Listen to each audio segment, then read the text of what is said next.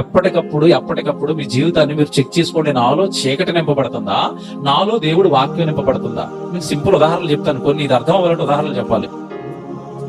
రోజు బైబిల్కి ఇచ్చే టైం ఉంటుంది, నువ్వు బాగా వినండి, ఇది చెక్ చేసుకోండి. బాప్తిసం తీసుకున్న తొలినాళ్ళలో రోజు 2 గంటలు బైబిల్ చదువుతున్నావా, గంట సేపు బైబిల్ చదువుతున్నావా?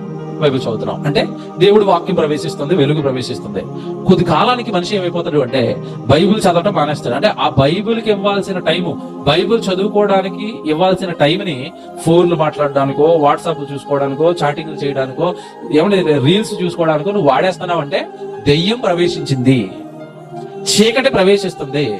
ప్రార్థన చేసుకునే టైం ప్రార్థనకి ఇవ్వకపోయినా, వాక్యం చదువుకునే టైం వాక్యానికి ఇవ్వకపోయినా, నువ్వు ప్రతి ఆదివారం గుడికి వెళ్ళాల్సిన టైం గుడికి కాకుండా మరో దానికి నువ్వు దేనికైనా వెచ్చిస్తున్నావు అంటే వెలుగు నింపుకోవలసిన నీలోకి చీకటి వస్తుంది. బాప్తిసం తీసుకున్న తొలినాళ్ళలో ఉన్న భక్తి ఇప్పుడు ఉందా? అప్పుడున్న ప్రేమ ఇప్పుడు ఉందా? వాక్యం పైన, దేవుడి సన్నిధి పైన నాలో ఏమైనా తగ్గుతున్నాయా? ఎప్పటికప్పుడు చెక్ చేసుకున్నావా? అలా నువ్వు చెక్ చేసుకోవట్లేదు అనుకోండి, చీకటి అనేది, పాపం అనేది కొంచెం